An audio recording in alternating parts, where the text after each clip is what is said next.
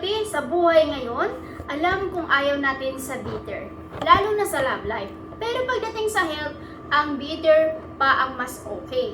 Ang tinutukoy ko ay ampalaya. Alam ko hindi lahat mahilig sa ampalaya. Mapait daw kasi at hindi masarap. Pero wait lang, alam nyo ba na isa ito sa pinaka-powerful na gulay pagdating sa kalusugan? Ang number 1, benefit nito ay blood sugar control. Ang ampalaya ay may compound na tinatawag na carnitine na tumutulong sa pababain ang blood sugar levels. Kaya kung may diabetes ka o gusto mong iwasan ito, super helpful si ampalaya. Pero hindi lang yan. Una, may vitamin C at antioxidant para sa immune system. Pangalawa, nakakatulong sa digestion. Pangatlo, may anti-inflammatory properties.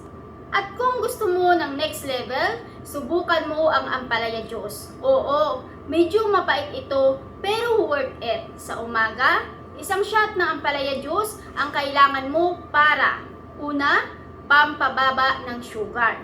Pangalawa, pampalinis ng katawan. Pangatlo, pang-energize. So next time na may pinagdadaanan ka sa katawan man yan o sa puso, tandaan mo, hindi lahat ng mapait ay dapat iwasan.